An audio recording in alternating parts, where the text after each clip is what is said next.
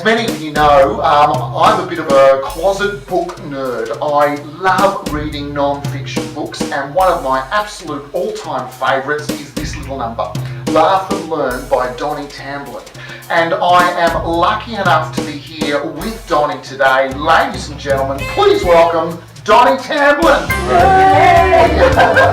I'm so excited to be me. I'm so excited that you are. You too. I'm very excited to be able to interview you. Thank you very much for making the time.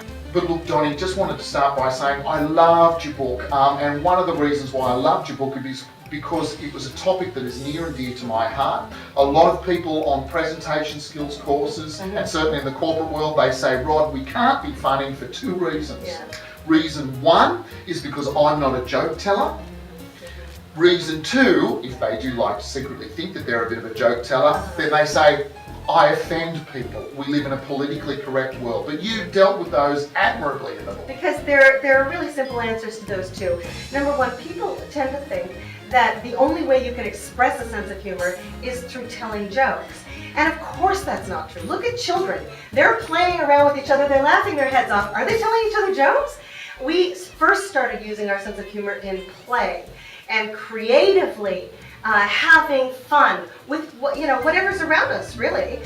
And number two is the fear that they'll offend somebody. The answer to that is just as simple too. And we can go into it, but the answer very simply is avoid negative humor. Avoid derogatory humor, put down humor.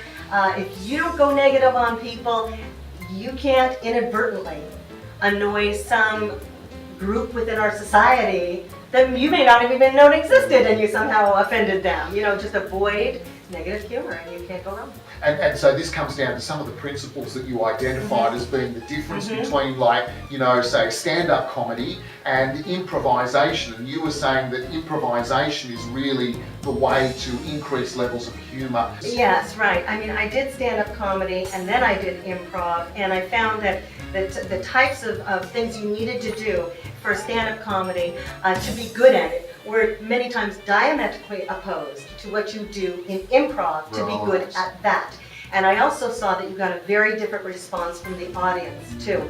In stand-up comedy, you have a thing called heckling. Need I say more?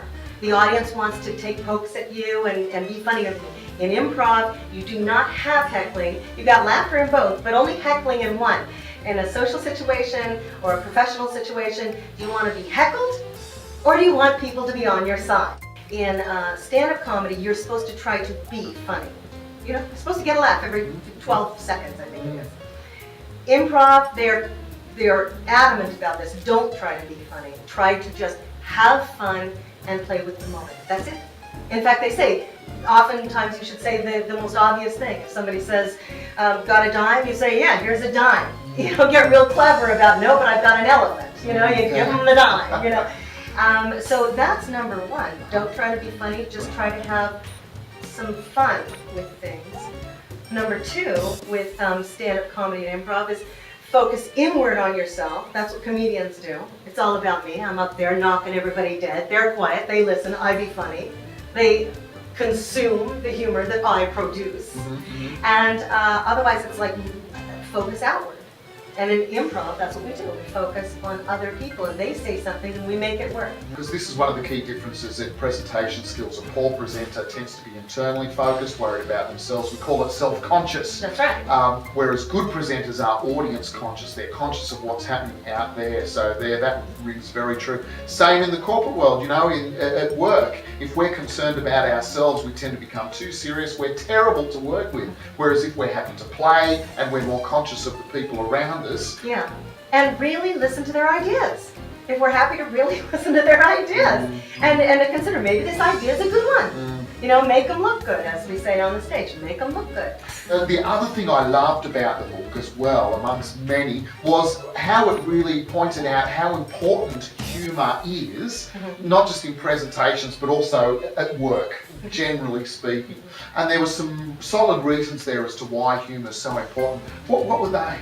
Well, for one thing, humor brings people together. If you have two people that are feeling actually antagonistic toward each other, and if you've ever been in that situation and suddenly something just serendipitously made you laugh, you notice that your antagonism can sort of melt away. Instantly change. It's amazing what it does, and humor also makes the brain work better. Positivity makes the brain work better. Again, replicated studies. We find people think better, they remember better, they do much better on creative thinking tests, cognitive thinking tests. Because they're not worried about safety, security, stress, these sorts of things. Correct. And then stress is something else that the brain shuts down under extreme stress. And so then you've got people thinking very, very poorly. Also stuff in there that you mentioned about, we're not just logical beings, we are logical and emotional beings. And so, learning needs to be both logical and emotional. It absolutely does, because our thinking is logical and emotional. And in fact, it's been said, the stronger the emotion, the better the learning.